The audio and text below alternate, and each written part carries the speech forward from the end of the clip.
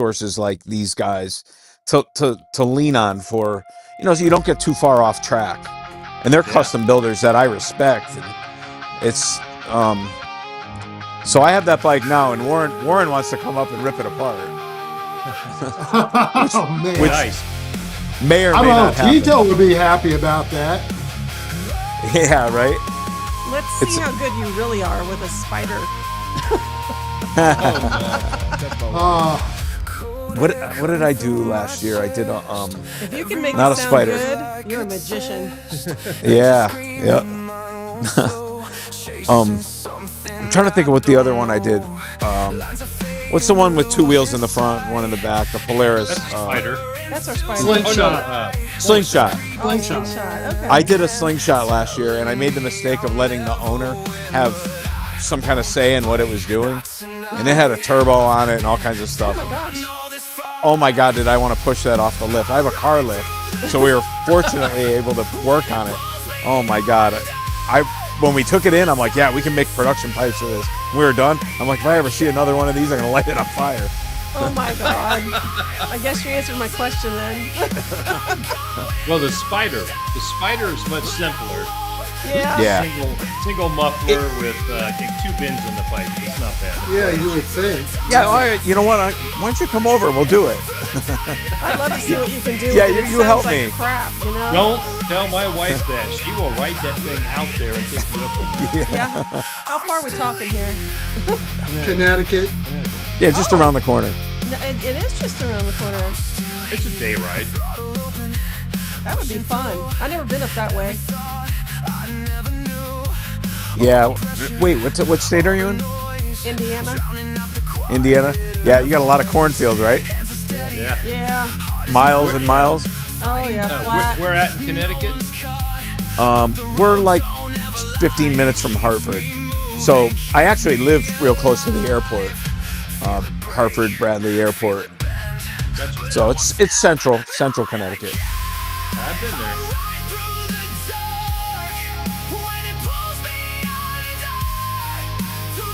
All right, folks. Welcome to the show. This time we got Sparks Moto here, Wheels Divided, riding with Carbon.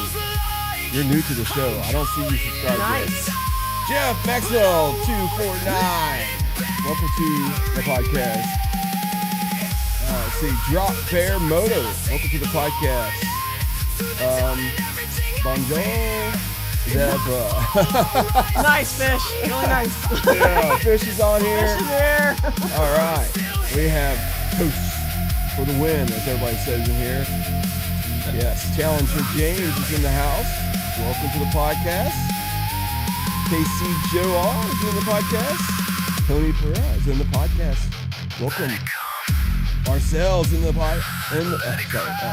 the podcast. What am I saying? Anyway. We don't know. I know. Yeah, we got Body Look at my Snatcher, charger man. real quick. He was our special guest last night. We got We got enough battery. IMRG 2076 is live in the house. I'd have that thing on deck. Or get the hot phone. All right, folks, this is going to be a fast podcast tonight. We're going to be talking about a lot of things. Get your notepad out. Go to TOCEperformance.com. If you're looking for a exhaust, that's right. You need one. You know you do. Chris, Might as well go. Yeah, what's up? I predict we will all be exhausted by the end of this podcast. Nice, Les. Grown. Grown. All right. Also, check out Spotify. We are there. So make sure you subscribe there or follow. We are going to upload probably 3 videos on Friday. 3 videos because it's video on there. And all kinds of stuff. All right, let's go through the members, Connie. I'm behind, remember? I know you're behind, so we're not going to go through there. But we can just, right there, guys. You guys really support us. If you want to become a member, just look underneath the YouTube screen there. It says join. And there you go. You can become a member. If we have to, we could switch. Yeah.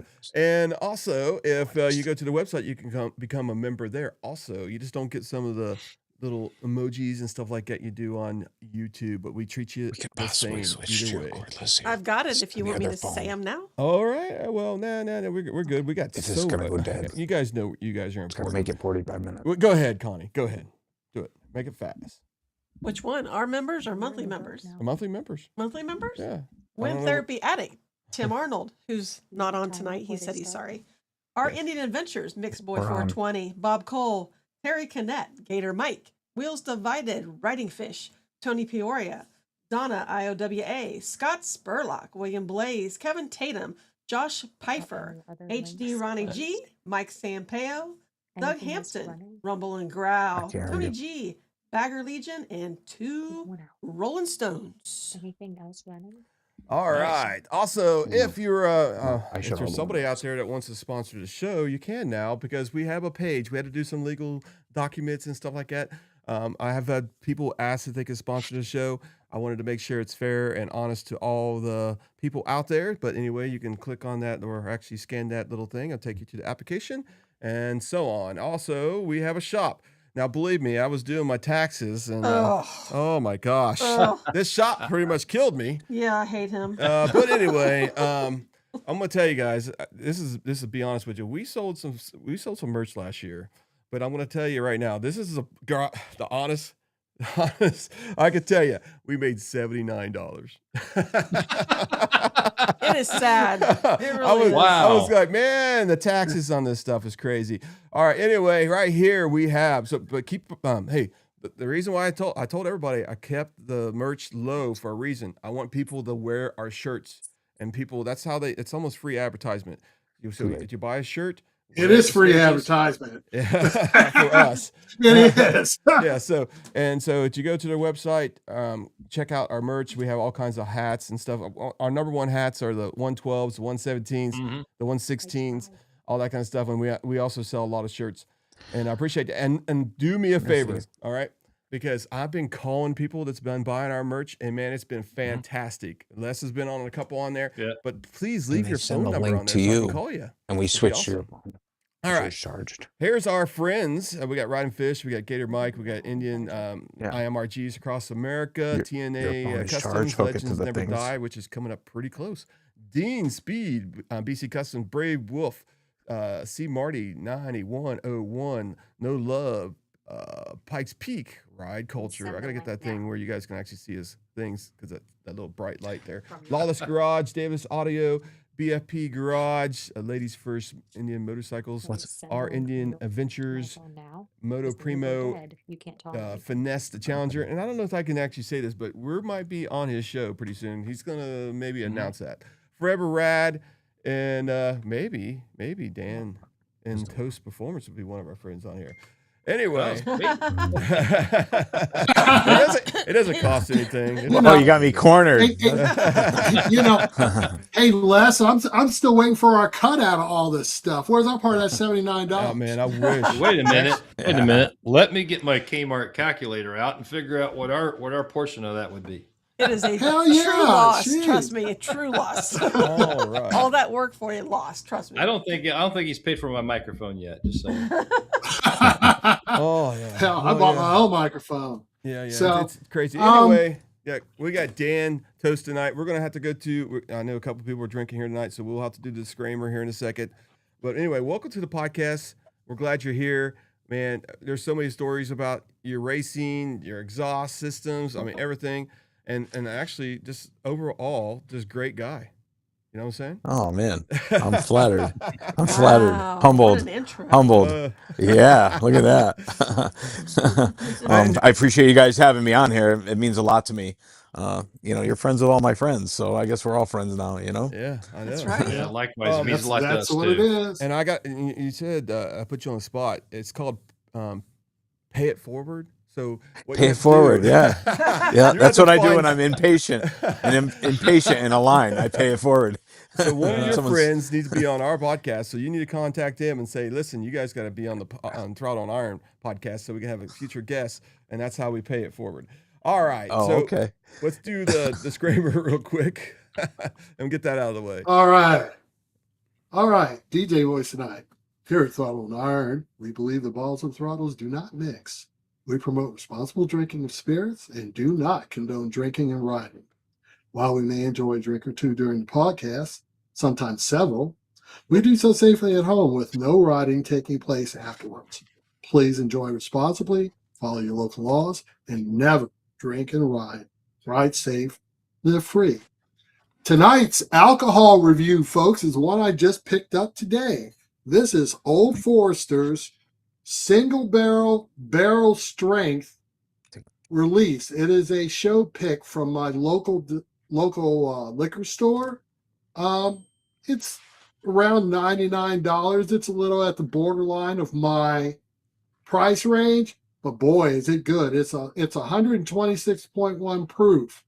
Once you get past the burn, no chill filtration, but once you get past the burn, I'd recommend this with definitely some ice cubes. But this is good stuff. You might want to pick one up. Old Forester, barrel strength, single barrel strength. So I have Diet Coke, like 48 cents a can at Sam's Club. Dan, what you got? Well, normally I have Tito's and Diet. I'm running water. Okay. It's just water tonight. I'm practicing safe podcasting. You don't want to say anything you'll regret later. Is that what it is? Yeah, exactly. Yeah. Guess what, Dan? After 8:30, it don't matter anyway. Oh, perfect. I told you guys that I'm doing the podcast from my front porch, and it's just starting to rain. So if I have to do a mad dash, I'm just going to slide everything forward into the porch. I was really cool for a minute being outside and everything, out in the wilderness. You know, we were betting on a bear and everything, but now it's just going to be rain. But, you know, we ride motorcycles and you get caught in the rain. So, well, the problem is, Dan, absolutely, we can't see the bear now. So Yeah. It's Pretty soon you won't see the victim. System, but it's not going to work now. I was going to warn you, but that went away. Yeah, And you see the me get audience, tugged you out of the guys- screen. The audience missed it because your setting back there is absolutely beautiful. We were lucky enough to get to see it. All right, Maybe so, someday we can start a little earlier. Yep. So let's clear this out of the way first. Is everybody got the sound? Is the sound good out there? I've heard some people say some people are louder than others. I want to make sure. I've seen in the chat. I've actually got a couple of text messages there. Just be aware of that. Let us know if there's any issues. I did do some modifications here just a couple seconds ago. Other than that, we're going to get started here, folks, and get your questions going. Connie is back there, and she is typing away or writing away. What do you got? A pen tonight, or you got the keyboard going? Both. Both. Okay. Yep. She's one hand writing, another one doing the keyboard. I That's guess. right. All right. So Multitask. So Dan, how? Yeah. Let's get this started. Who are you? Tell us what's going on. Who am I? Yeah, with your umbrella, Mr. Charlie Chaplin. Yeah. I know. I'm Charlie Chaplin. You got it. But you need Here, to go, take that. 'Cause I'm going to slide it forward in a minute. Yeah, you need to move. Go Let's ahead see and if move real quick, and we can talk. Yeah, All right, let me move real quick. All right, folks, as you guys see on the left side of your screen, we have our app there. If you want to become a beta tester, just scan that sucker right now. We've had a ton of feedback, and we keep improving it. We're keeping improving it. So we're not going to release it until I'm pretty satisfied with it. And it's got a lot of stuff on there, a lot of good stuff. I wish I could show you everything. Yes, Max, I'm going to be working. I did some of the pre-screening of Android the last night. It's really difficult to do both at the same time. It's very time-consuming working on this app. Hate to say, but I think it's going to be rewarding for not just us, but the people that are watching this podcast tonight. So be ready for that. We got somebody from Kuwait here, and I think he's going to be coming on the podcast. What? Yeah, it's from IRIG down there in Kuwait. Kuwait. Yep. Yeah, so he's going to be on the podcast pretty soon. So we just got to. I'll reach out to you on Friday. How's that, buddy? And we'll get that going. We got a couple of beta testers in the actual chat. So if you guys want to ask some questions about that at the end of the show only. We're not going to be answering any questions about that right now. All right. So, Dan. Okay, back in action. I'm good now, right? Yeah. Everything look good? Yep. Sound good? All right, You're a good. little dark, but that's okay. Yeah. Oh man, I see questions in the chat about Absolutely. a cost for the Chief Vintage and some other stuff. Let's get some of the stories down first, and then we'll talk about the questions there, buddy. Okay, how's that? Okay, so I've been riding motorcycles since I was a little kid, probably 10 years old. We raced everything. We raced BMX bikes. We raced, I drag race cars, a lot of stuff throughout my life. And my family has a chrome shop. I actually own that shop now. It was Allied Platers, now it's Allied Metal Finishing.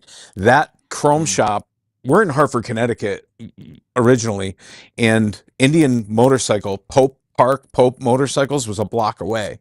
So back in the day, my grandfather, Indian Motorcycle sent them all the wheels for nickel plating and some of the other components. So our shop did plating for Indian in the like 20s and 30s. And Oh, wow. Wow. my grandfather ran the shop for the original owner. When he passed away, my grandfather took it over, and my dad, was the lead man of that shop under my grandfather. And then, because of family disputes, I didn't really meet my grandfather till I worked at the shop. So, and then we got along great, but he would give me, I probably got more of the history from my dad about Indian Motorcycle and the stuff that we did. And, moving forward, fast forward another 10 years, I was partners with my brother in that shop. We retired my dad, and we started doing show chrome. So when we were doing chrome plating originally, it's all like aerospace stuff and, not the fun stuff. So we started doing restoration chrome and started doing like the wheels for Orange County Chopper and some of the, growing builders in the early 2000s, late 1990s, were sending us show chrome. We did really high quality stuff, and we started screwing around with sport bikes and making wide tire kits for them. And because the Harleys were going that route, so we started doing it on sport bikes, and we started TOCE Performance then, still operating Allied Metal Finishing. And once we started doing the wide tire kits, people wouldn't see them at the show, so I started modifying the exhaust so that it wasn't blocking the wide tire kits. And then before you know it, everybody just wanted my exhaust. And from, that's kind of the rest is history, really. But I was always like, the first motorcycle I ever rode on was my uncle's Harley. I don't even know what year. It was probably a 1980 Shovelhead or something. And, I was hooked. That was it. Anytime I could be on a bike after that, I'd be on it. Right. And then, so we started doing the exhaust stuff, and I built a custom chopper and put it in Easy Riders and won the whole deal. Got to, Missouri, their big breakout thing. And, then I just started doing exhausts. The sport bike thing kind of took off. And every time it went to the next level, I would invest in the equipment to move to like start doing my own bending and start doing all the CNC machining and always designing all along. I did all the designing, and then eventually we kind of got the reputation for, oh, it's loud and it looks good, but it doesn't make any power. So then it was like, yep, someone was hinting at me that we should buy a dyno. It's TOCE Performance. You better put the performance in the exhaust. So we did. I bought a dyno, and boy, do you learn a lot really fast. Wow. A lot of disappointment and a lot of, but you learn, and then you learn to ask the right questions from the guys with experience. Sure. I'm really, with our sport bike line, at one point, China copied a couple of our models and nearly put me out of business. Oh, wow. That sucks. Say something we would retail at $380, they would sell it for $80 on eBay. And, the people in the office would spend every day, calling eBay and saying, this is a copy, this is a ripoff. And they take them down, and they just keep, eventually that shit kills you. And what it did is it forced me to make harder to copy designs and let those old designs go. So it forced me to be innovative and I never really wanted to copy what anyone else did. It was kind of like when we design something, what's everyone else doing, so that we start with not doing that. And the dyno was a really big tool as far as linking style, power, and then going to production. In the beginning, we would weld everything. Everything was, really, I don't want to say hack, but very like anybody would do it in a garage. You use miscellaneous bends. You buy these boxes of miscellaneous bends, you cut them up, you make the pipe, you make it perform, and then you try to have somebody else bend that stuff for you. And then the hang up was I had really good vendors, but they couldn't do the prototype stuff fast enough. So moving forward, I bought a bender just to do the prototype stuff. So we would make the master and then hand it over to the vendor that I had, and he got pissed off that I bought my own bender and thought I was gonna, squeeze him out, and forced us to do all our own bending. And it was a godsend. It was a blessing in disguise, because it makes every time you hit a roadblock and you conquer that. And I think this is anything in life, but once you conquer that, you are so much stronger to get to the next roadblock. And that's what we did. We just got really good at solving problems and bailing ourselves out of jams and moving forward. It's crazy because this industry's been so good to me. That's how I have a good network of friends, because I feel like I try to give back. When I was building custom bikes and stuff like that, you had to buy all the little bends and the throwaways and all that stuff. Now I end up with so much of our defects and things that are a degree off that we just keep. I don't bring them to the scrap yard. I give them to my friends. I send them to my friends, because for me it means a lot. I'm telling you. Can You we tell me get what some you of need. those? Absolutely. I mean, for me, like, I have, in the custom chopper world that I really love, I have friends that they make me look good. If you've got Johnny Humphrey, Johnny 99, you have Warren Lane, you have so many of these guys, Bill Dodge. I send them bends, and then next thing, some big show, I'll see his exhaust and know that I just somehow have a little piece of that. So they make me look good. It makes me feel warm and fuzzy, I guess. Nice. So we But talked go ahead. we talked about your friends off screen. So a lot of people know you through our mutual friend Riding Fish. Whatever possessed you to let Riding Fish loose in your shop to design an exhaust for his pursuit? I mean, and his Challenger. What? You guys know him. You can't say no to him. He will wear you down. He will be at your door, doom, wearing you down. Yeah. No, I love that guy. His energy, and I'm fortunate enough to have a lot of these builders that I always looked up to, and different guys in the industry come to my shop, and every one of these guys treats all my guys with respect, and that means a lot to me, because these guys, a lot of them are my heroes or my peers, and the guys in the shop, some of them they're welders, and they're happy with being a welder. They're not even riding motorcycles, but they take pride in their welding. And when you got Ride Fish that comes in, and I made him make his own shields so he can see how painful it can really be. But we've done a couple things with him, and when I did the FTR originally, he showed up at the shop, and that was the first time I met him, and he's like, "Oh, I'm going to do my show on your bike and take it for a ride." I'm like, "All right, go for it." And he did it, and he did me a solid. And not only that, these guys are seriously instrumental in the aftermarket network. So he linked me to Angelo from TNA. He's the guys from Lawless. We have a really, really solid foundation to have a strong aftermarket. I could be the small fish in a big pond with Harley, or maybe like a medium-sized fish in a smaller pond with Indian. And I appreciate Indian, because I appreciate how the people treat me, Yeah. I can tell you something here. We started this about a year ago, and Riding Fish was, if we had a tree of family, okay, he would be a part of our trunk, basically. It would be like me, Les, Max, almost in the same spot, and then Riding Fish would be above everybody else. And then all the branches just start falling in place. You know what I'm saying? So Riding Fish has done a heck of a lot for us. And I can't forgive him for that. You can't forgive him for that? I'm just kidding. Okay. No, I'm kidding. I give him a hard time all the time. But the one thing he texted me tonight, and he said, "Man, I can't wait." He's actually, I'm not going to say what he's doing, but he's working. Okay.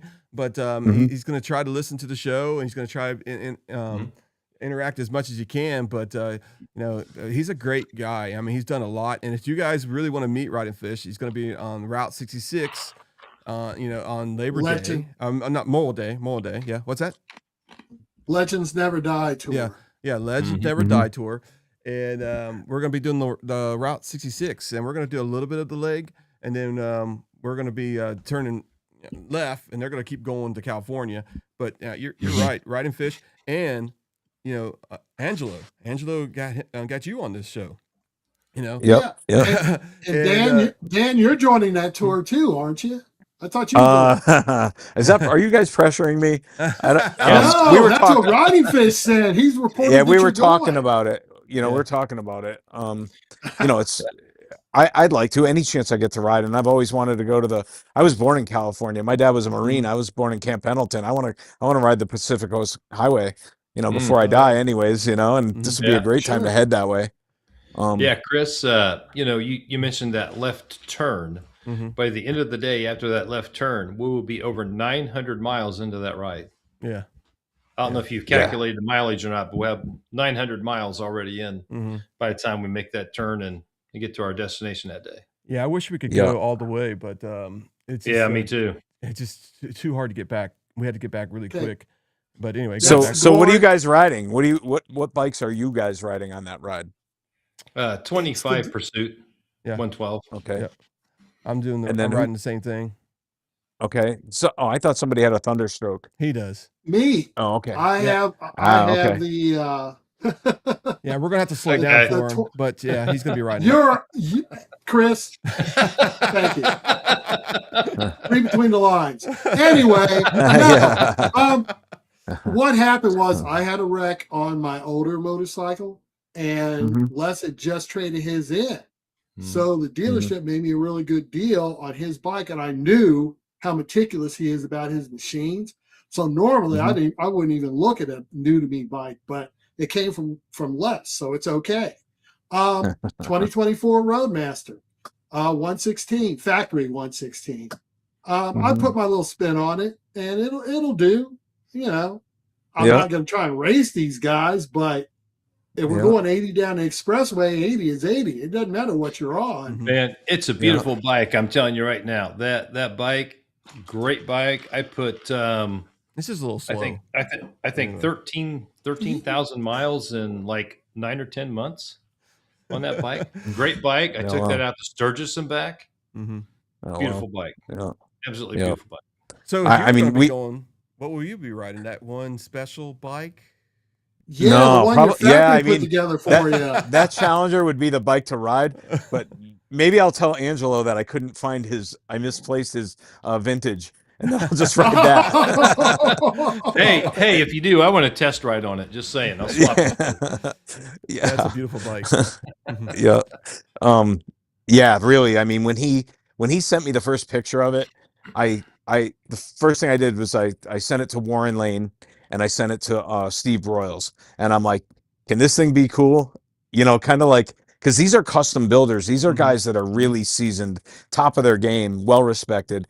And Warren's like, "I can make that cool," and his demeanor is like, "Yeah, let me show you." Like for him to be like, "Nah," normally he'd be like, "Nah, I have nothing for it."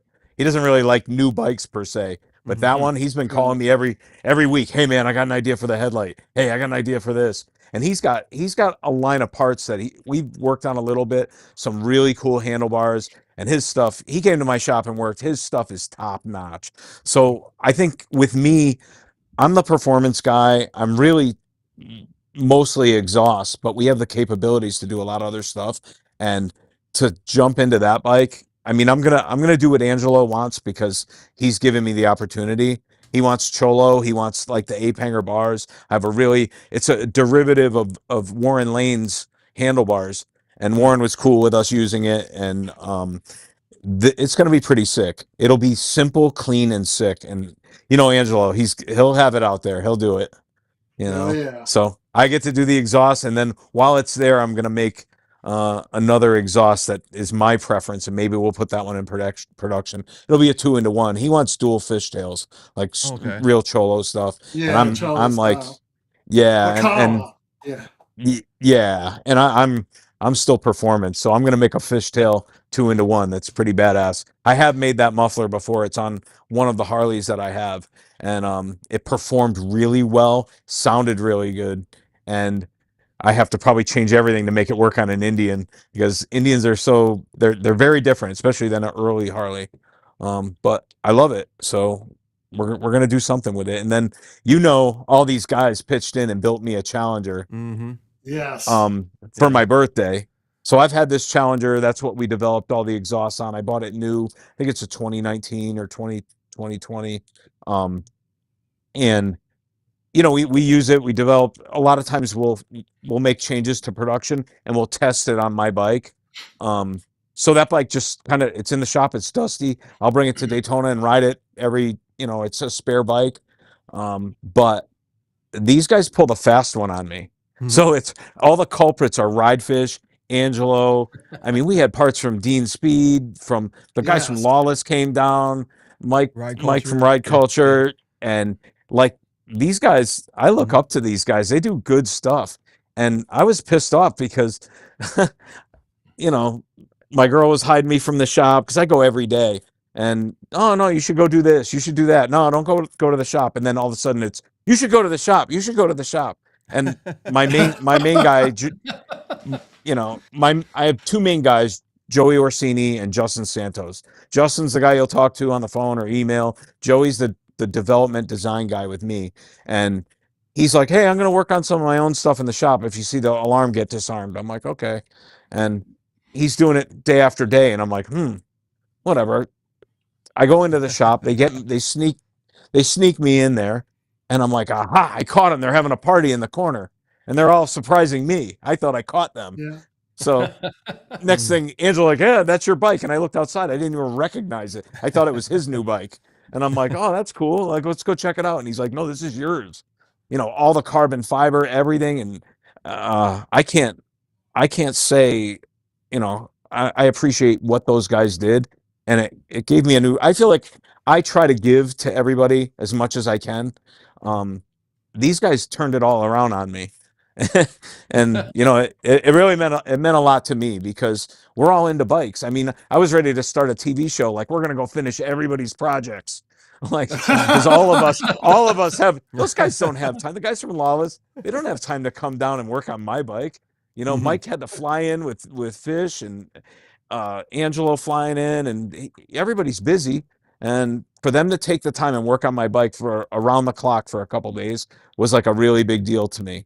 Let me jump in here real quick. For those of you who have not seen the video series of where they built Dan Totes's bike, get on Riding Fish's channel and do that, because they built it. It was 48 hours, wasn't it? It was over a weekend or something. Mm-hmm. Yep. Yeah, it's 48 hours. And it is amazing to watch his shop guys and parts from Dean Speed and Kraus and Kerry Hart.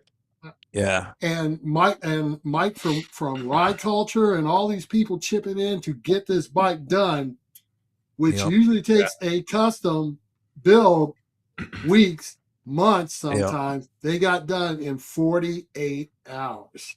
It was awesome.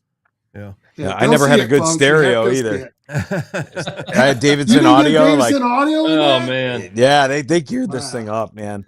I've never, Angela's always been solid with me. Like, I just couldn't believe all the carbon fiber on it. And so at the end of the line, I ended up talking myself into surprising them back. So Angelo had somebody from Indian send me a gas tank. And I didn't tell any of these guys. I started cutting the gas tank up. So when it was seen in Daytona, I scalloped the sides, did like the knee cutouts, but did it my way, like I would do it normally on a build that I do. And it was pretty badass. These guys, when they all saw the bike, they were like, oh shit, we didn't do that. Like, yeah, that's what you get for surprising me. Look in the parking lot. I'm going to do your bike next. That's freaking awesome story. And yeah, it was really good. It meant a lot to me, and I appreciate all those guys if they're listening or anything. Like, I know, like, these guys were just solid. I had, my film crew. Fish was filming. It was really everybody involved. I can't say enough how much I appreciate that. And I get to keep the bike. Well, when I get it back, Angelo's got somebody putting a big bore kit in it. So it's just Jesus. Yeah. Drop Bear Motors on here saw the video, and it was sick to see the bike at Daytona. That was awesome. Beautiful. Cool. Yeah, cool. So, thank you. Let's talk about the pipes these two are interested in into, and then let's talk about the pipe I'm interested in too. We will accept prototypes. We seriously will. Let me mute this guy. Oh my Yes. God. I'm going to make you sign a disclaimer. Yeah. So the 2-in-1 performance for the Challenger Pursuit. How were the steps in designing that? What's the mechanics involved in that? You hear about 2-step, 3-step bends and everything going into it. Tell us a little bit what's going on into it. Well, why? Well, I want to know. Well, I want to know too. Why is a 2-in-1 so much better than the 2-in-1 to 2 back pressure? Yeah, absolutely. What makes it so much better? So the 2-in-1, they scavenge from each other. When they collect, the proper angle on the collector will make one cylinder. When it fires, that charges in one pipe, and then the second cylinder fires. It's almost siphons it. It's like a Venturi, and it'll draw the cylinder, which helps get a fresh charge in the cylinder. It's phenomenal. Like if you see a shitty design collector, we laugh. We do this in the shop all the time.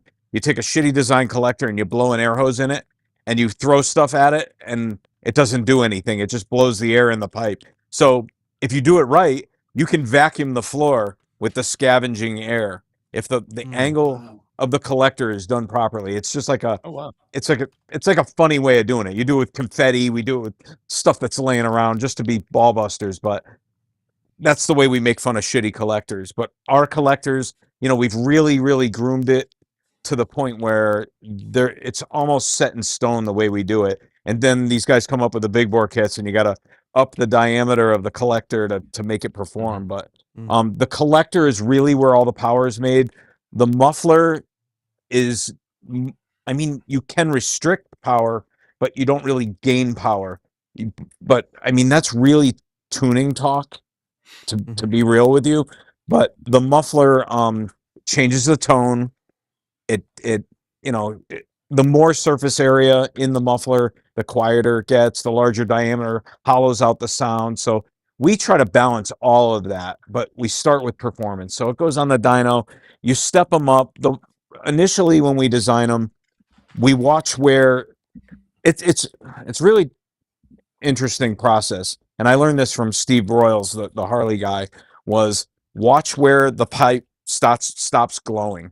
So when we're dynoing the first round on them, you watch where the pipe is just starting to cool down. That's where you do your first step up.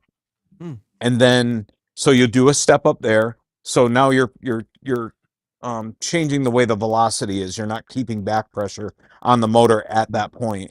So then you try to limit the curves. You try to keep them as close to equal length as you can, which is very important.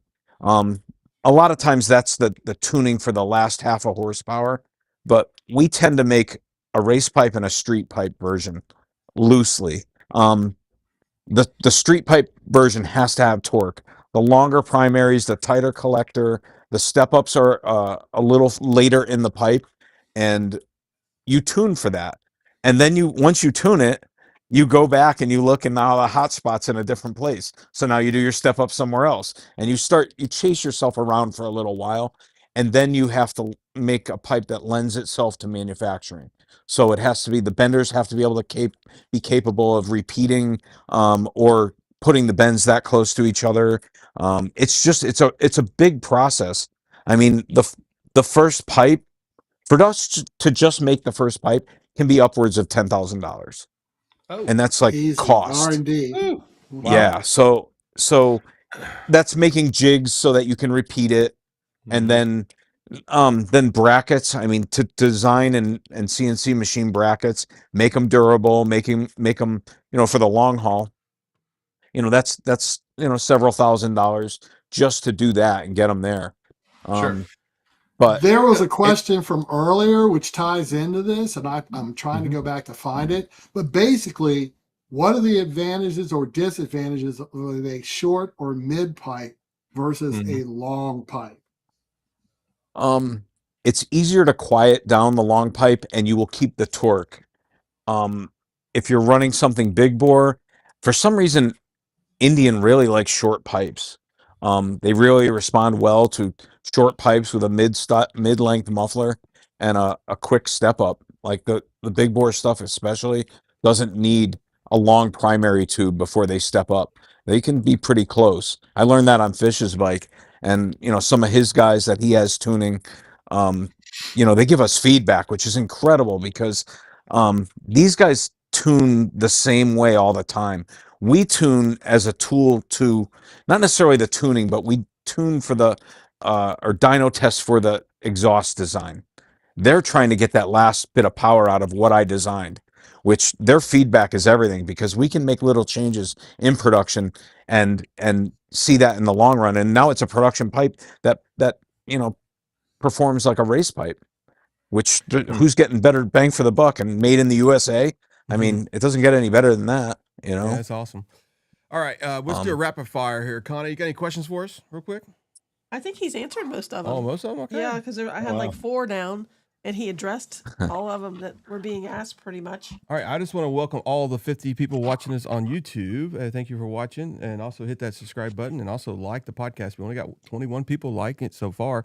Is this kind of boring to you guys? I mean, come on, start liking it. Anyway, I'm just kidding. This is great information, man. I'm glad you came onto the podcast, Dan. Now, if somebody got this exhaust, do they have to get a tune like immediately, or? No, I mean, you can run them. You can run them just the way they are. You're just not going to get optimal power. You might get things like a weird backfire, like a pop or something like that when you let off, and that's just fuel enrichment and stuff like that. And you don't see it as much with Indians as you do with, say, a Harley or even a sport bike. Indians really tend to smooth things out quite a bit, but they'll get the right tune makes a big difference on them.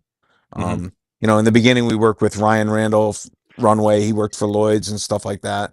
And those guys, they have a lot of time logged in tuning stuff. But then, there's a lot of other guys that jumped into the game that are doing it really well. And all these guys give us feedback, and I appreciate all of them. I think, we've got a good product that responds well to a tune, and it'll run well without it as well. I mean, you put that pipe on, you're gonna hear the difference, but you're also gonna feel it. Regardless of the tune you have, you're gonna feel it. We just did that with Alex bike from Folds of Honor. We just did the Thunderstroke. That was his. They did it at Mike's shop, and Fish was there and everything. And saw that video. Forget him. Saw the video, and it was a very informative video. But the thing is, though, here's the thing. He had motor work done. He had the big bore kit, and I think the bigger throttle bodies and injectors done. Now, not everybody has that. What if somebody has a stock 116? Somebody said on here to get a TOCE pipe on a stock 116 is the best thing that could happen to it. Yeah, it'll wake that bike right up. They perform really well. It's almost like they utilize what's their stock and still conform to the big bore stuff. I mean, we haven't had an all-out Thunderstroke in the shop to really burn up and play with, but we've done good with the bikes that have it. We've done really well with them, and then the tune just complements it. It refines it. It takes any of the choppiness out, any of the weird stuff. So I mean, I think that we try to design a product that can be used without a tune, because a lot of guys, they're comfortable where they are. And a lot of the guys that are just after every last horsepower, they're ready to just dig into the motor and go. We try to keep those guys, give them something too, It's a good balance. You don't have to change the pipe when you do a big bore kit. There's a pipe that probably works a little better, but what you have will work better than most. Jason asked, how bad are the factory head pipes? Yes. So they're actually that's kind of a loaded question. Yeah. Well, you can't talk bad about them now. So the factory has to work within different restrictions than I do. Absolutely. So the way they build stuff from the factory and the criteria that they have, Indians done really well with it. I think that their broad experience in in motorsports in general has helped them. And then it's weight, it's manufacturing. They can't hand TIG weld production pipes. You know what I mean? They're not shortcutting anything. It's just, it has to be robotic. It has to be production friendly, cost effective. And we don't do it that way. We do it old school. It's TIG welded by hand fit into jigs. Things are sized. And, another thing is, a lot of our stuff is polished. You would be surprised that just polishing a pipe, how much it can distort. And all of a sudden it doesn't fit the bike anymore. It's just, it's like, there's a different process. So you polish all the components before welding. So they're all polished. They do all their distortion and all that. Then you put them in the jig. You try and tweak them and make sure that they fit right, and then weld them. So the factory deals with different problems than I have, but I think they've done a good job with what they do. And I like the fact that there's room for me to just bolt one on and make power. Sure. I mean, you know what? We have our party in Daytona. I'm going to say tacos and burnouts because my friend Shad Reed said every time I say burnout, they're going to do a shot. But because they're watching the show, now they got to do a burnout. Burnout, yeah, burnout. There's at least 3 shots. So have you ever thought about the intake side of the motor? You concentrate on exhaust, right? But have you looked at maybe a total package, a TOCE Performance total package, intake, exhaust? You get it all, buy it all in one kit. We would probably team up with somebody else on that. Only because we could manufacture them, but the design, that's really not my lane. I would lean towards copying something, not copying it, but seeing what the race team's doing, seeing what else is working. And they've done all the development. I'd rather see them make the money on it. I would probably want to support somebody that came to me and said, hey, I'd like to pair my intake. Can you be a dealer for us or something like that? It is smart, but in the beginning, we worked a little bit with Lloyd's and they were screwing around with like the FTR and the intake, and they were getting no gains in the beginning. And we tried cams and stuff like that, and we got a horsepower. So that the juice isn't worth the squeeze on an FTR with that stuff. And we kept making power with exhaust changes. So I'm really good at that, and I like to stick with that. But if anybody wanted to pair up with me on that, I'd probably be open to it. We can manufacture just about anything at this point. Sure. Other than 3D printing, then you got to go see like Tom Banks or somebody like that that's 3D printing out of metal, and guys that are good Chris, at that. Let me jump in here with some of these comments in here because a lot of this stuff is really good. Riding Fish says Kevin has 5 hours on his, no check engine lights, and sure runs better. Jason Christensen has 540 cams too. John, the boss, ended up with a Lloyd's tune. Have you heard anything on the results of the performance? And then they start talking about Alex and the TOCE pipe for the 116 Thunderstroke, which we touched on because Alec had motor work done in a big bore kit. I'm interested in how it's working on a regular 116 that doesn't have all the things mess with it. Riding Fish says Alec was not happy with his bike and he was about to trade it in until he put the new pipe on. Body Snatcher says, I'm sensing a common theme, tune. Yeah, I mean, it that makes a lot of sense. I think you're either in it or you're not. If you want to sound good and look good, maybe get attention, you can do that with a pipe. But when you're trying to get the last bit of power, you're not going to do it without a pipe. But that's tuning stuff. It really is. And there's a few guys that are really dedicated to that. And you know what I mean? I respect them. They respect what I do. And you can't do it all, I don't think, I think, we use our dyno as a tool. It's really a design tool. These guys that tune, you give them a pipe and they work it to death, so I'm interested to see what we do on that vintage, because we're going to dyno that thing too. And I'm going to put the 2-into-1 and then I'm going to put his fishtails on it and see what happens. And I'll tell you what, I have, I got my cards that I have, like some of the custom builders, like Johnny 99, Johnny Humphrey, Warren Lane, these guys, Steve Broyles, they're gonna lean on me for design stuff on that bike. I'm gonna end up buying one. I can see it happening, because it really struck me, and trust me, it's not even baggers aren't my bike. I tend to I like a little of everything, but when you want to get down and dirty, you ride a chopper, and you're a rock star. and then when you ride that chopper more than like you go to the beach and back, the next day you're in bed like you're tortured. So, but you take that. If I take that Challenger, if I take that Challenger all day, I'll feel like I was riding the couch. It was nice, but now mine's a little nasty. So when I get it back with the big bore, that might be my weapon of choice. Will that Thunderstroke work on the 111 too, or no? That's one of what the questions are.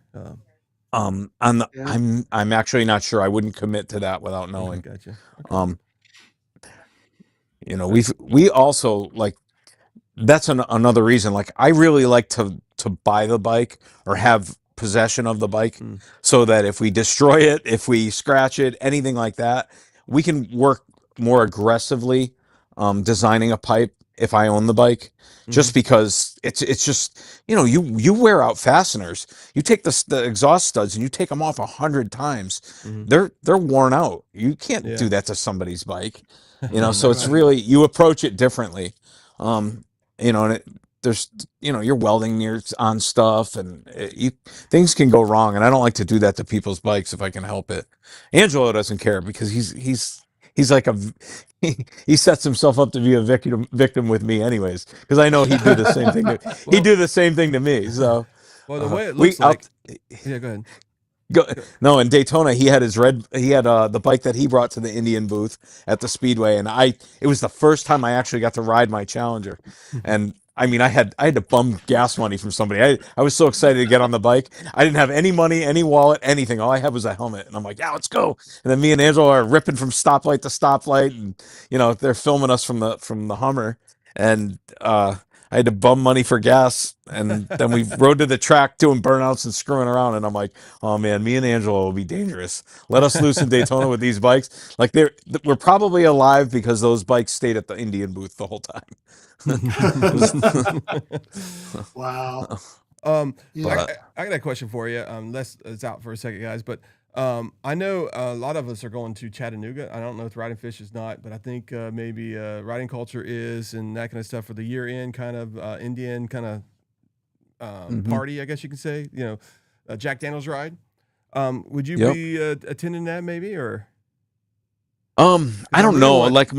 I really like to see tacos and burnouts down there. Oh yeah, you know what? We were offered to have it in the tacos and burnouts started. You had Chris from Cycle Source on this, and it was me. It was TOCE Performance, Stevenson Cycle, which is Steve Broyles, and Cycle Source, and those guys are in with that's the other side of what we do, and the way this network's coming together is incredible. But they wanted Chris wanted me to do it at I think the Broken Spoke or the Iron Horse in Sturgis. Do the same party that we do, and it's a lot for me to get to Sturgis. It's still busy season for me, and as far as me committing to doing stuff like that, I'm a horrible planner. I have Justin handle everything, and if you guys could see behind the scenes when we're going to Daytona. So we have a bus, we have a building in Daytona, and half the crew goes. Maybe we have 5-6 guys and my old man and stuff like that. And they're like, when are we leaving? I'm like, I'll let you know. The bus will be running. And then we have like 4 hours of loading bikes. We're still finishing bikes like up to the last minute. And, for some reason, I always have to start some new project, like put ape hangers on this bike before we leave.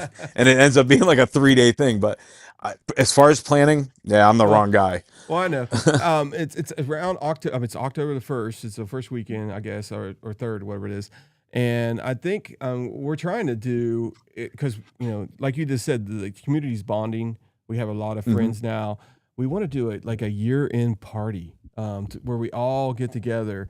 And I don't know if that's the right place to do it or something like that, but I know Ride Culture Mike from there, we've talked about it a couple times. It's just get all our friends together, and we're not talking about taking parts and trying to sell it. I mean, just having a freaking bash, having some fun, eating some tacos, doing some burnouts, and then doing some riding. And I think that'd be cool if we could figure that out. And maybe it'll have to be next year, but I think that'd be really cool. Yeah, I mean, I agree. It sounds like fun. Yeah. That's right before, say, Biketoberfest. Mm-hmm.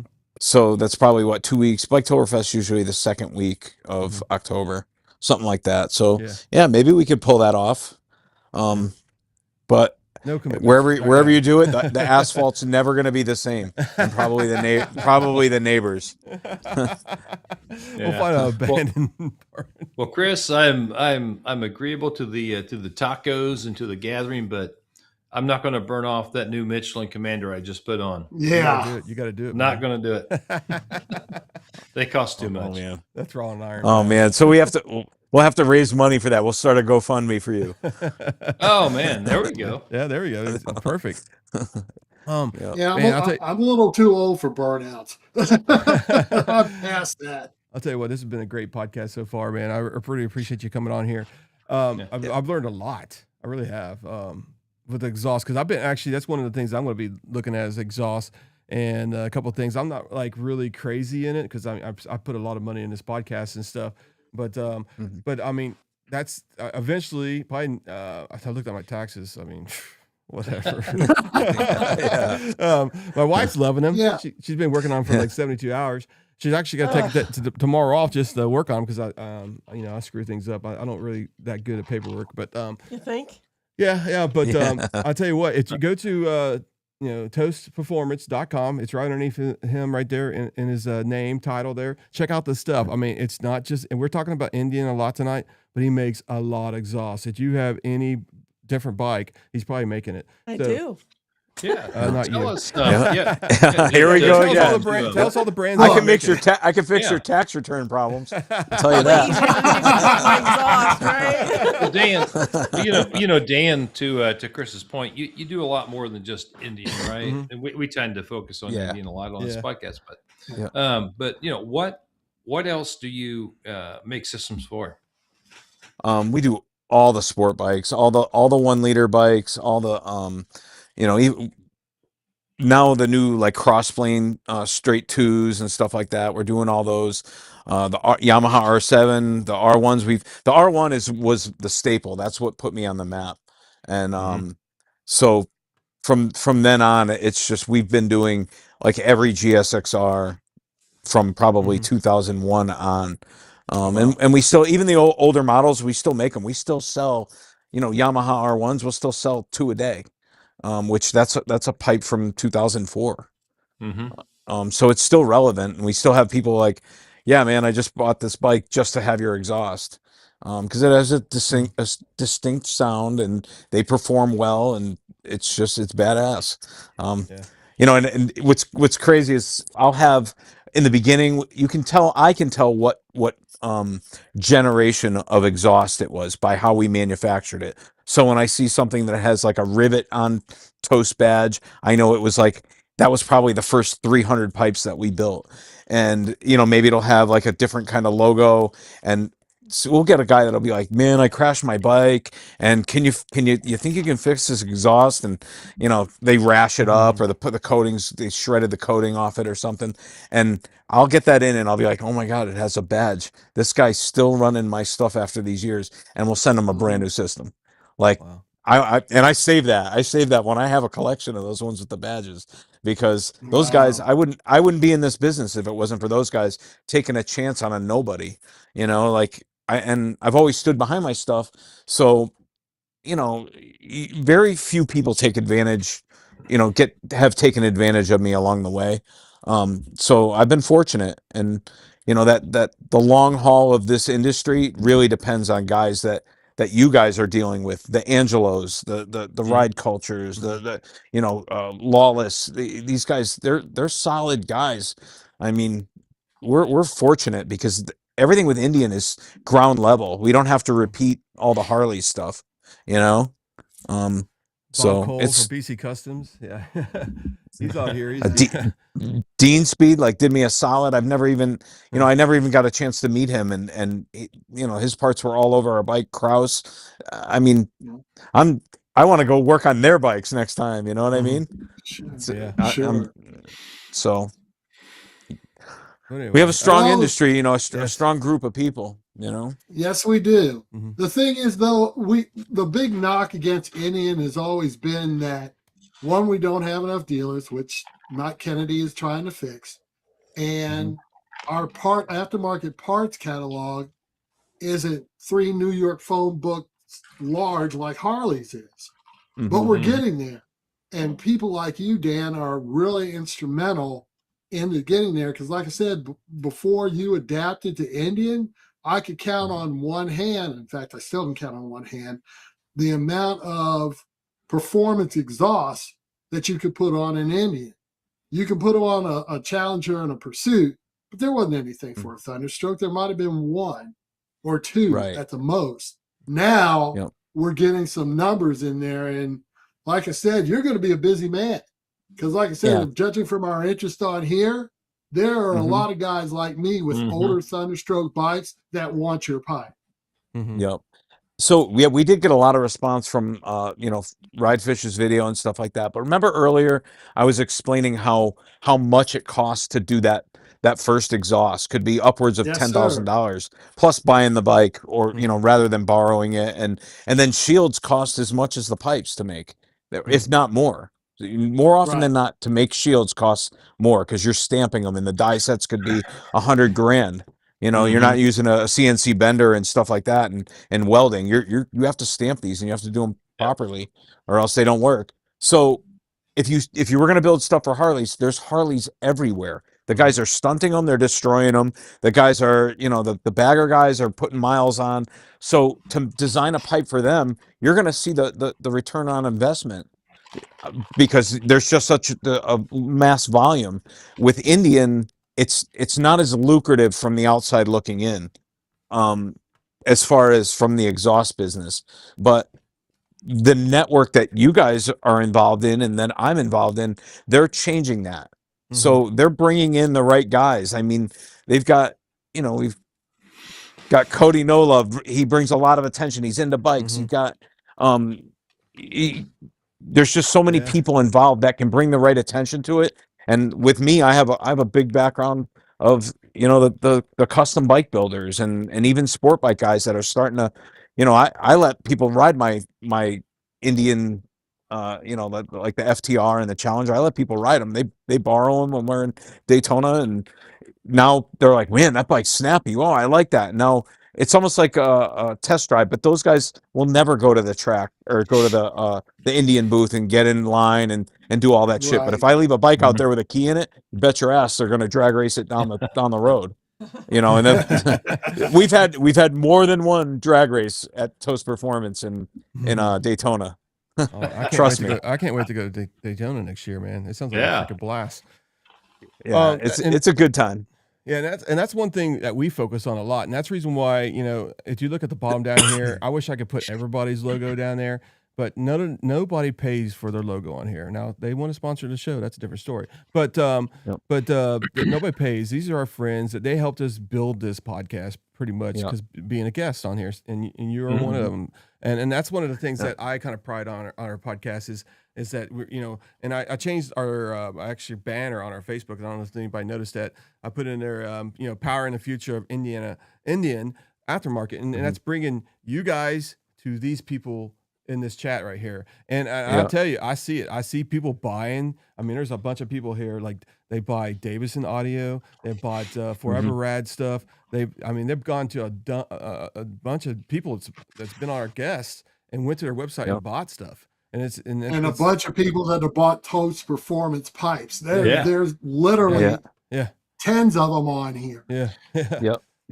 No, and you think about it, because a lot of this is the aftermarket's at such ground level right now that you're going to meet that guy. You're going to meet, you know, a Forever Rad. You're going to go somewhere and see him and talk to him. And these guys are going to sell you their parts because they're going to give you confidence, buyer confidence, you know, on their product. And they're building bikes around it. And a lot of these guys are sharing parts. And, you know, if one guy does a custom build, he uses someone else out of this network. And that's what's going to help this, the aftermarket get strong. And then, you know, in bringing in some of these other builders that were, you know, essentially Harley builders, to have those guys now working on Indian stuff, trust me, it's priceless because you're going to bring style. A lot of some of the Indian guys, I mean, most of the guys that we know weren't necessarily victory guys. Maybe Lloyd's was a big victory player, but a lot of these other guys, they've been right on Indian stuff right from the beginning. And I mean, we beat the shit out of our FTR, and everyone saw it. Like, we brought it to the smokeout, and my guy Joey Orsini, my nephew, he has never lost a drag race. They do the dirt drags at the smokeout with our FTR, and he just hammers everybody. They had guys there with purpose-built drag bikes for the dirt, and he just smokes them. And it's basically stock with our pipe. It's got the tune, the pipe, and a dirt tire. And that kid will, he's a legend down there. And then that very bike, every time it comes back, it strangely has no tire left. But people come to my shop and take it out, man. Take it for a rip. You see what it's all about, and that bike's stock.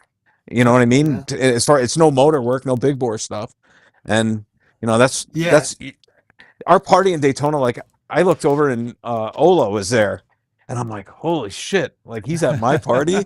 Like, this guy's a legend, And to know that he has, I know a lot of the designs or all the designs cross his desk, and to have that guy, show up and be able to, actually communicate and talk to him about this stuff is it's great. And he's a fan of my chopper friends that are there. Like a Warren Lane or Johnny Humphrey and those guys. Yeah. And those guys, they all jive together. So you watch in the future what this brings to this, because it's not all just performance. It's not all, you're going to have, there's touring guys and guys that build touring bikes, and they're going to make the perfect, luggage racks and the perfect stuff.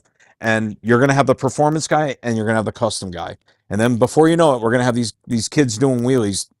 They'll be running those bikes too, the sport chief, because they perform well and they're reliable. Just the aftermarket's not there for them yet. So their Harley blows up in Sasquatch wherever, and he can get a part from some guy.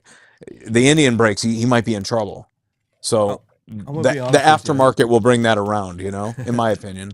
The Scout is, the great seller for Indian, but I'm telling you, that chief is going to start getting popular.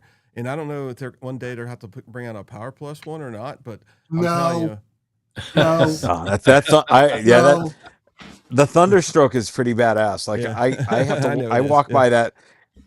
We had the sport chief in the shop from a neighbor of ours that lets us borrow his bike. Super nice guy. And I walk by it and I'm like, man, I wonder if he'd mind if I just cut that motor out and built it into a custom chopper or something. And the answer is yes, he would mind. I think so. I released one just a couple of days ago, a video of a chopper from a chief, body. Oh, there's some lightning in the background. Roland Sands did that one. Yeah, Roland Sands did that one. It was on YouTube just the other day. Yeah. Yeah. So think about this, like those as Indian, they have to battle the Harley mentality all the time. So sure. It does, it looks like a road glide. Well, you wanted it to look like a road glide. Your first complaint is it looks nothing like a road glide. So no matter what they do, it's like someone's going to say something. But the reality is they've got to just keep following their vision, do what they're doing, building bikes for purpose. And I battle the same thing with exhaust. You start to hear, oh, these guys want this kind of shield. They want that kind of muffler. They want this. And you break the bank trying to make everybody happy. And then eventually I just get so pissed off and say, fuck that. I got here because what I build was cool. After 9:30, so I'm going to get back after 8:30. It's good. Okay. So I got to get back to what I think is cool. And I mean, my friends that I rode choppers with forever, my friend Shane, that like a ride or die kind of guy, like we've done everything. And he will tell you right to your face, that's ugly, that's gay, get it out of here, it's stupid. And you're like, well, I got a lot of time into it. So you're kind of married to it. And then eventually you throw it in the trash and say, you know what? I'm going to build what's cool. And you're going to watch these custom builders start crossing over. And because Indians, their price point is on, the reliability is on. I have no complaints with those things. I think that it's the people in the dealerships tend to be more enthusiastic. They're not, whining, you can go into a Harley dealer. Oh, it's not stock. The parts guy doesn't even want to talk to you. Nope. If I can't look it up in here, I don't want to hear about it. And the Indian guys are like, what? You got a TOCE pipe on it? Yeah, I better. Hey, and Mike Kennedy made a big point about how he wants to bring more of the aftermarket into the dealerships. That's got to be good news for you and for everybody else. Yeah, for sure. And that we've been that's in the works. We've been working on it. For us, it's a change of production. We need to step it up to the level of our sport bike production. So we could do it. It's a commitment. So I don't want to, make a bunch of people. I never take people's money and give them the runaround like, oh, a couple more weeks. It's just a horrible way to do business. Because we get backlogged, man. Our guys, they're, I don't have 15, guys just welding one thing. This guy follows an exhaust like halfway through or through his department. So to commit to the larger volume, you change how you manufacture, which we're doing. We're doing it anyways because we've grown. We're outgrown it. I bought a 15,000 square foot building about 2.5 years ago. You couldn't fit another machine in there with Vaseline and a stick of dynamite. You couldn't get another machine in there. Off that video, it did look pretty tight in there. They were making your bike. Yeah, I mean, the multiple mandrel benders, they have a huge footprint. The water jet's huge. We're getting laser cutting now. Are you having thunderstorms there? Yeah, that was flash of lightning behind you. Yeah, it's when I said laser. It's pretty cool. It's like magic. Wait till I get lit up. This has been fantastic, but I know we're going to keep going, but please let me leave you with one piece of information. Okay. If you decide to do something on a Thunderstroke that is black powder coated and long, keep me in mind. Just keep me in mind. I'll send you my bike. so check it out. So I own a plating shop as well. And we do mostly firearms and stuff like that. A lot of like ground hardware, turbine stuff. But I have most of the equipment to put in. The black chrome you see is normally, there's two kinds. There's black nickel, which is a pearl bright black nickel, and then there's environmentally friendly. It's a trivalent chrome. It's a different chemistry than hexavalent, which is what's normally on bright chrome. And they have a black chemistry.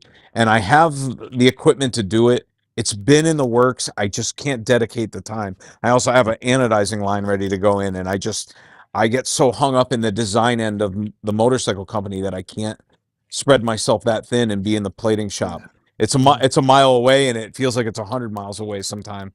I'm fortunate to have good guys down there running that, but all I can tell you is I did the cat delete, and I've got some slip-ons on here that are really awful. So anything you can do would be really appreciated. All right. I thought you wanted me on here because you liked me. And that too. Oh, here we go. You held on for a while. This is I do not approve of this message, please. Jeez. Oh, I'm kidding. Hey, Chris. What? You just mad because I thought of it first. You want the prototype for the Pursuit. What? Don't you? Don't you? Yeah. We don't need a prototype. He's already got a pipe. Just go buy one. Lord. Yeah, exactly. We had our friend. Oh, go ahead. No, you go ahead. Yeah.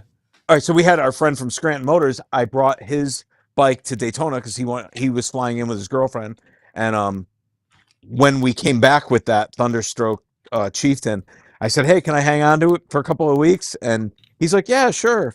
I think he runs the local Indian dealer near us, and we designed the exhaust for Alec because we talked quite a bit in Daytona. We were shooting the shit, and I'm like, I'm not just gonna put this guy on slip-ons. He's seeing all this performance stuff going on, so maybe this will break it, and so I designed the exhaust on the guy from Scranton's bike, and we made a twin to it. We call it a master. We didn't make the jigs to keep building them, but we do have a master, so we could just make the jigs. I only had the bike for a couple of days.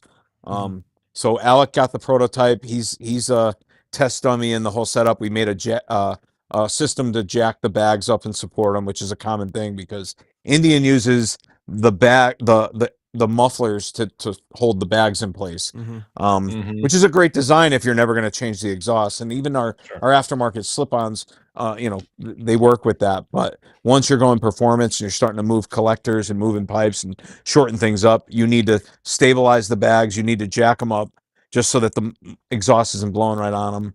And so we are loosely set up to go into production with the Thunderstroke stuff, but we just haven't been there yet. So maybe if one of you guys could give me your bike for like a couple of years, well, I'll design it on it. I think Max will be able to do that this winter because he can't really keep it in his garage because his wife might get mad. I have. I'm just kidding, Max. See, she's over that already. Well, kinda. Hey, I'll tell you a little bit of a funny story though. Les just got a 2-in-1. What is it? Cat delete. Okay. Yeah. And he was saying, "Man, I got my cat delete, and it's running no problem." I said, "I'll meet you over there with my TOCE exhaust." And he says, "You didn't get no TOCE exhaust." I said, "Yeah, I did. I'm coming over right now." I mean, liar.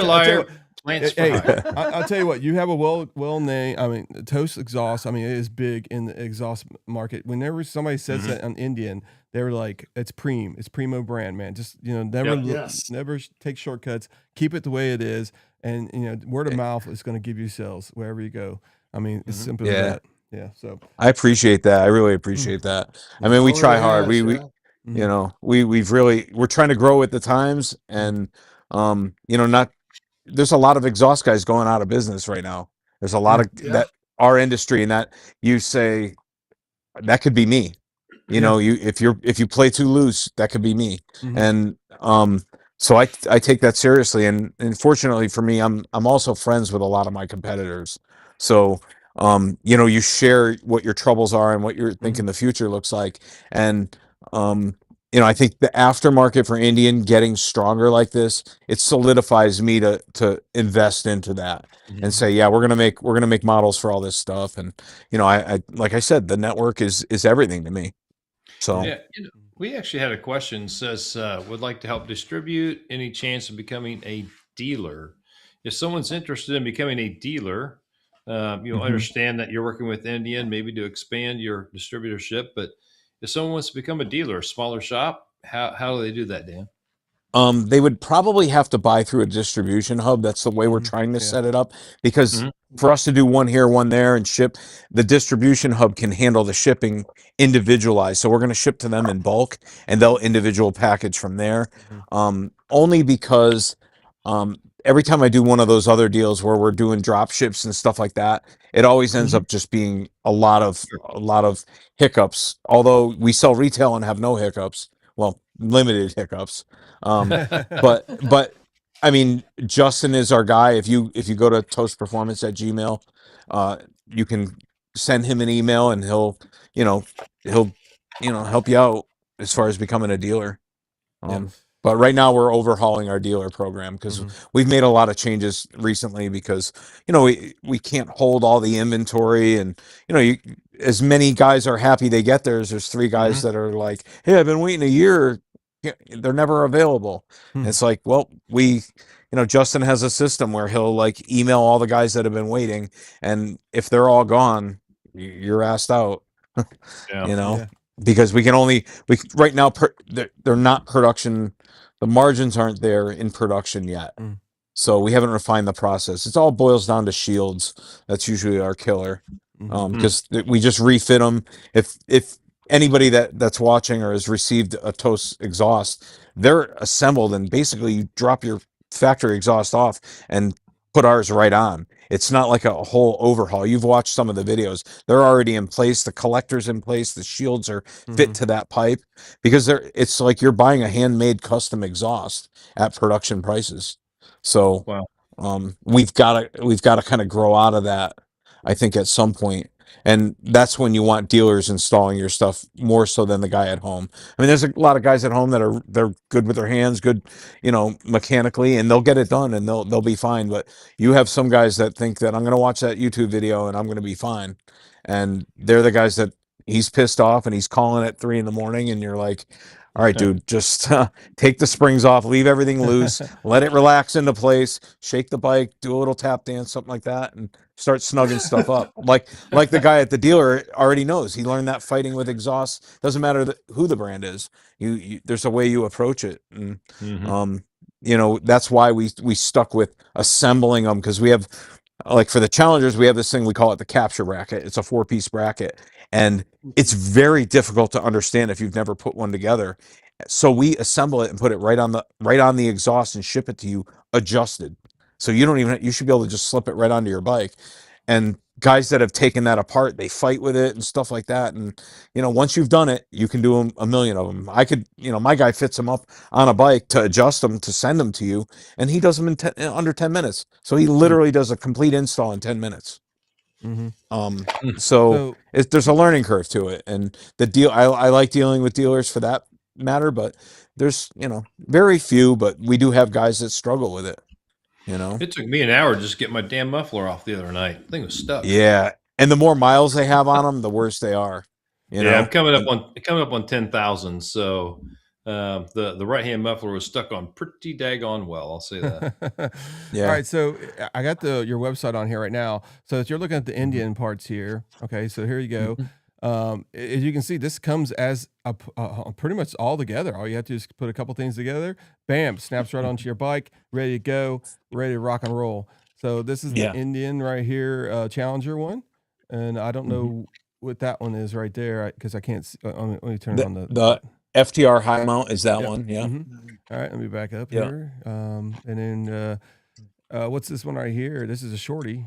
It looks like it's a shorty Challenger. Challenger. Yep. And then you got the FTR Sports Edition race one. Now, the race header, yep. And see, I met your race team at Road America. I think Les was with me too, and they talked highly about TOCE exhaust. They had 2 FTRs. One was kind of out of commission. The other one was racing, but nice looking pipes. That's the first. I mean, I've seen them on actual Fish's motorcycle. But I never seen the FTR one, and it's freaking awesome looking. And that much.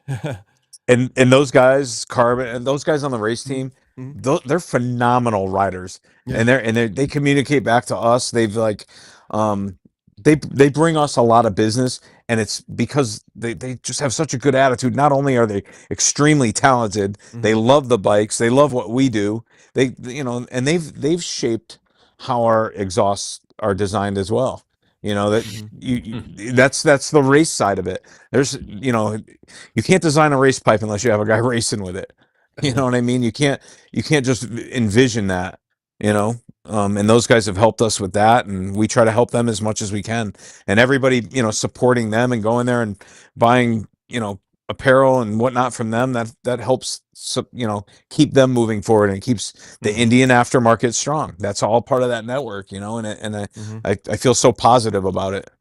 I tell you what, I just got this idea just while we were talking here, and maybe in about 2 weeks I can get everybody on a call like this and talk about a couple of things, because I think the network is the way it needs to go. I mean, it's growing. It's got a lot of momentum. I'm glad it's not slowing down, especially at the beginning of the year, Indian was hot. It's still hot, but it's simmering a little bit. I think they need to probably do a couple more videos or get back on a podcast. Mike Kennedy, come on back on. Let's talk about some, get Ola on here. Let's talk about some future plans, but secret stuff.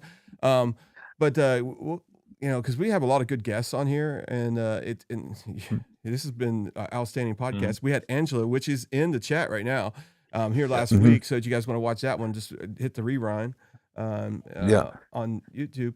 But I'll tell you what, I mean, it's standing everybody up, riding fish, all the influencers, Moto Cow is in here. He's got one of your exhausts.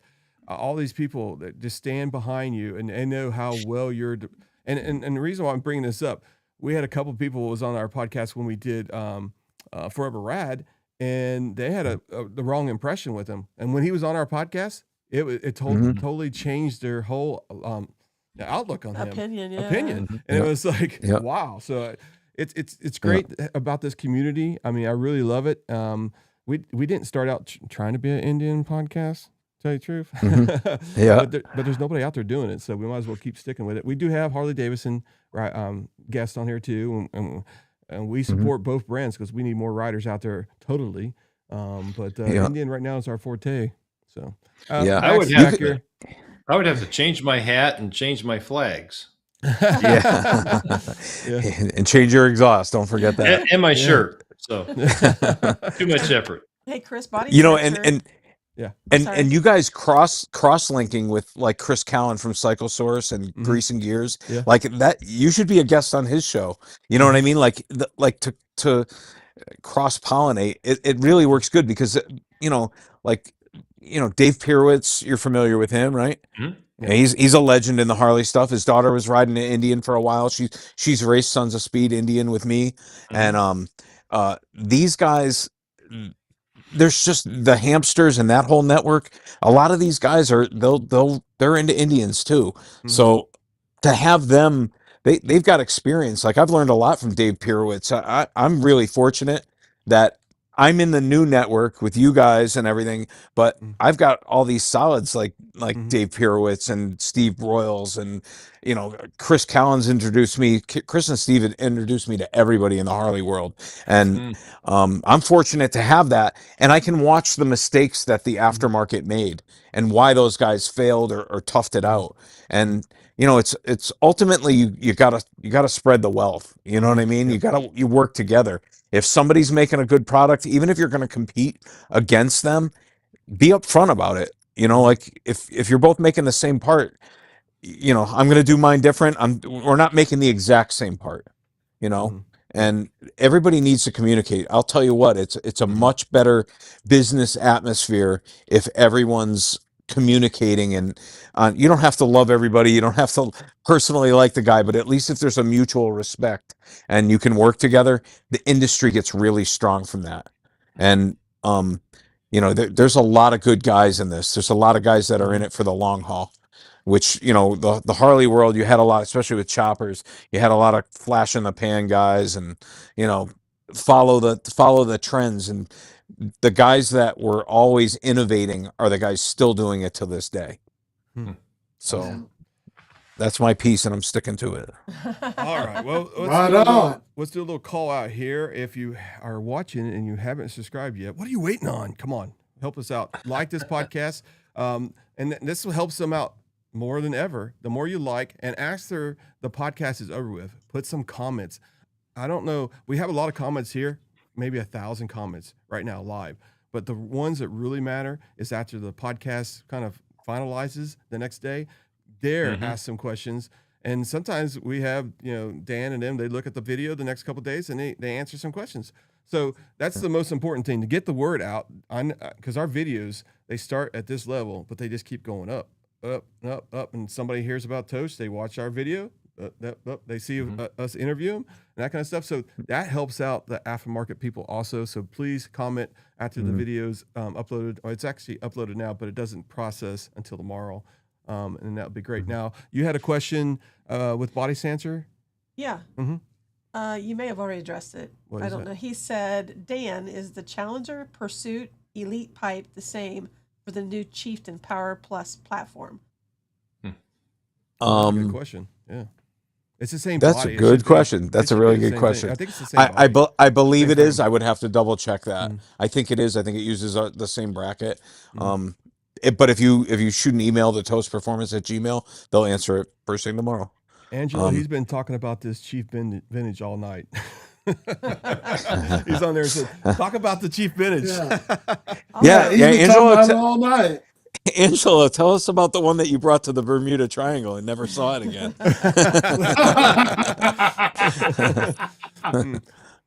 Oh my gosh, he's a great guy, man.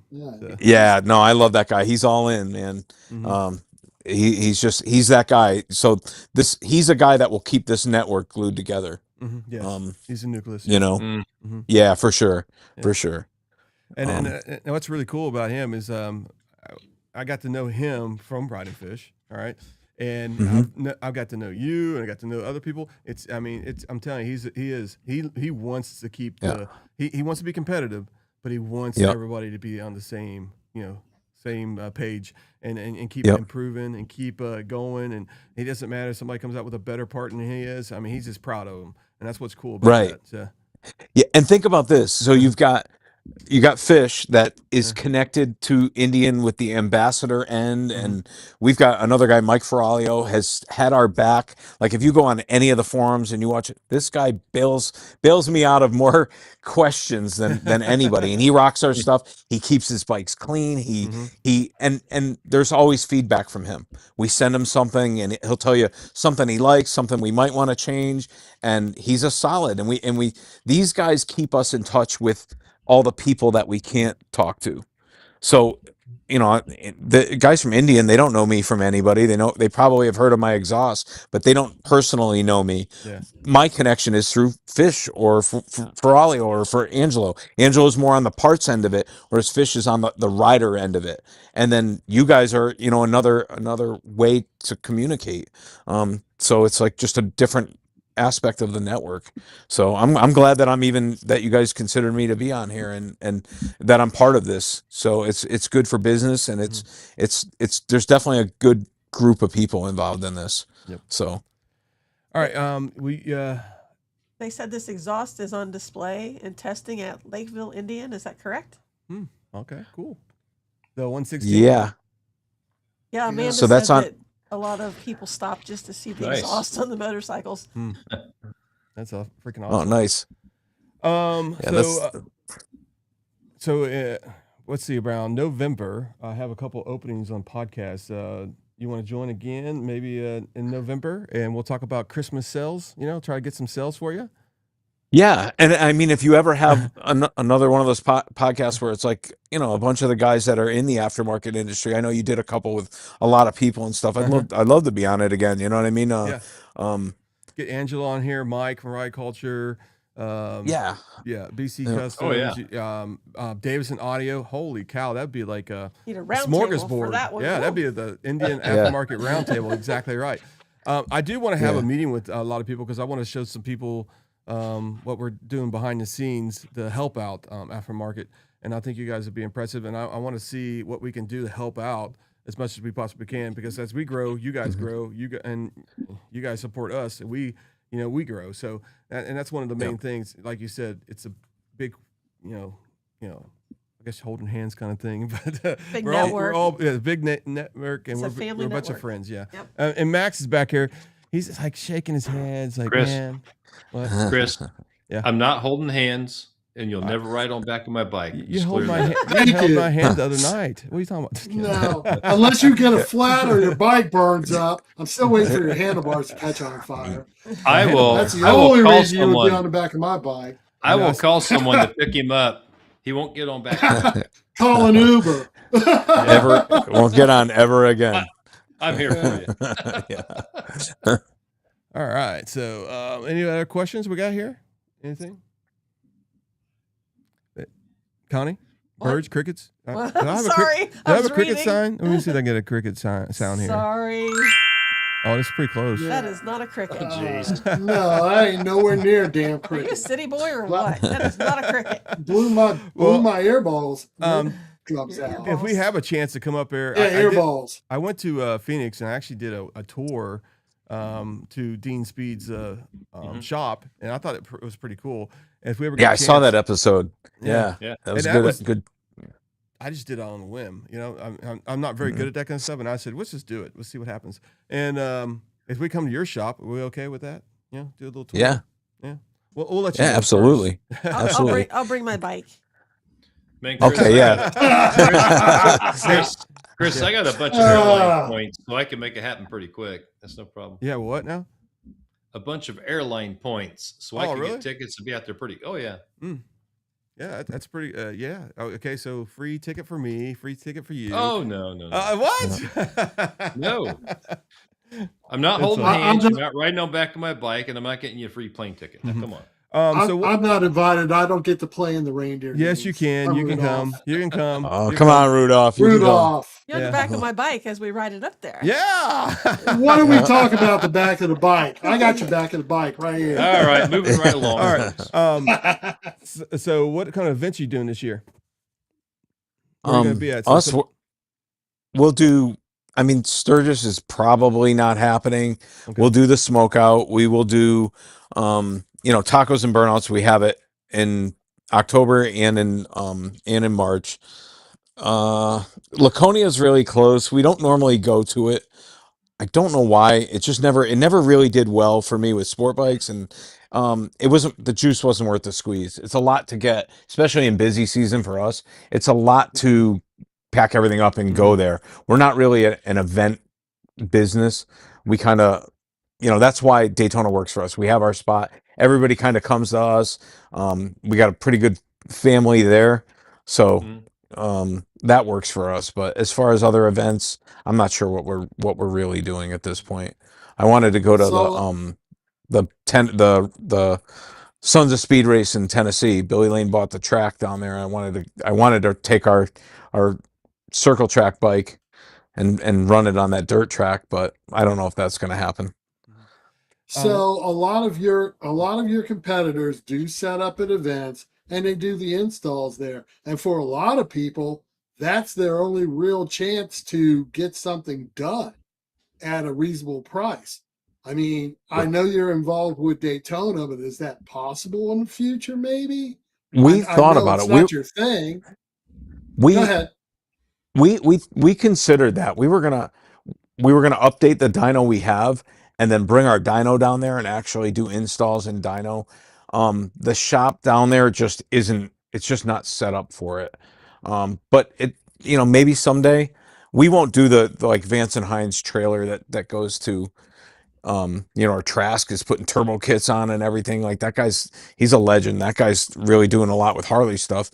But we're just not that capacity. We focus on building back home. At that time of year with event time, we're so busy that, my guys are on overtime. It's crazy. It's crazy. Yeah. So we're growing as a company too. So new designs, they set us back before they put us forward. And we battle that. We battle that as,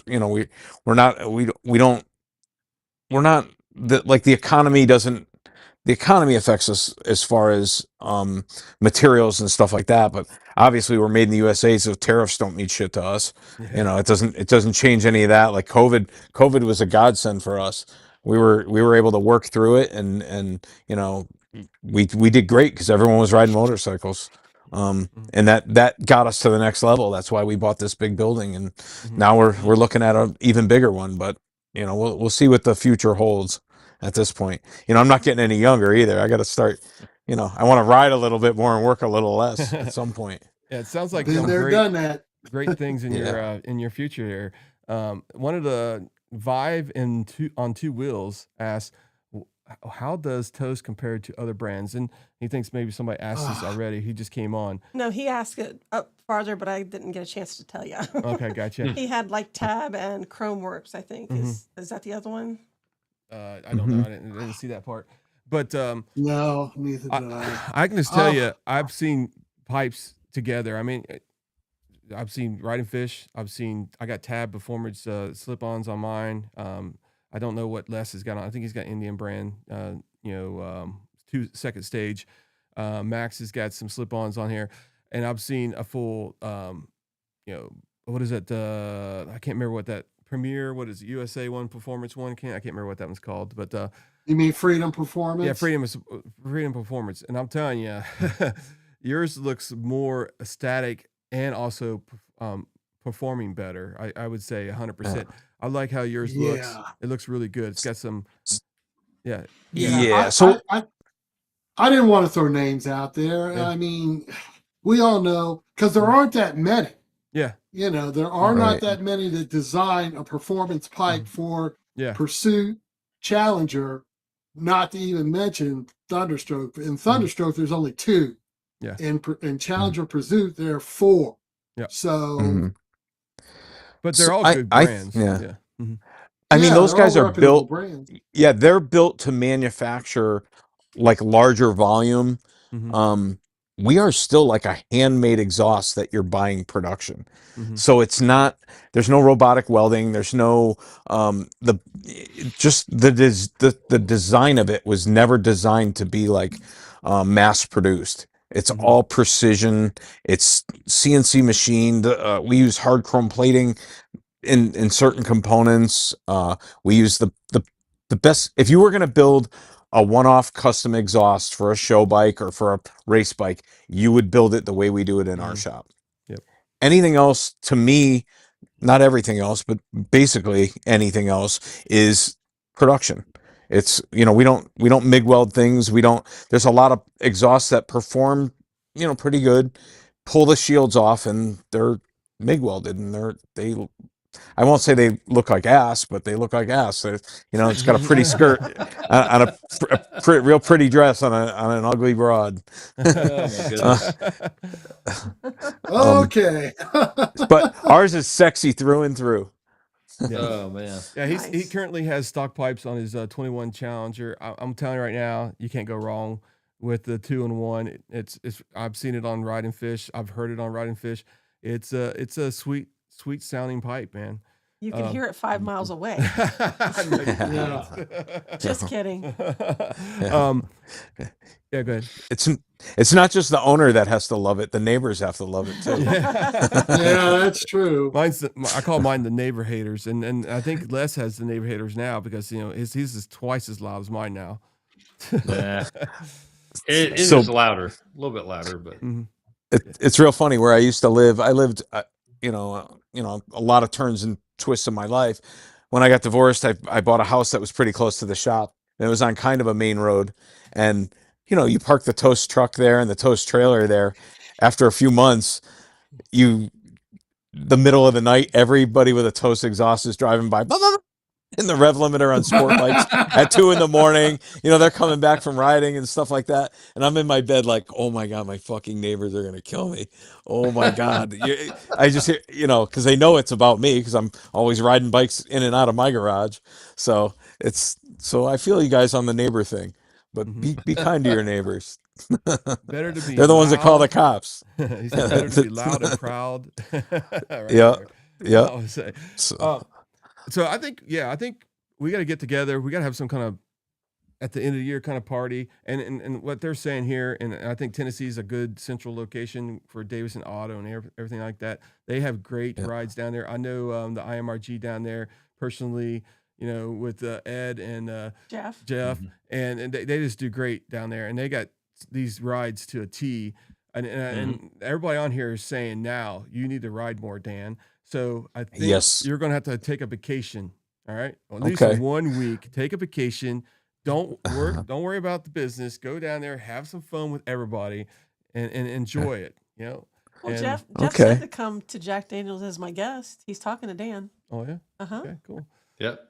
Yeah. So good. I'm gonna have Justin transfer my customer complaint line over to you while I go riding.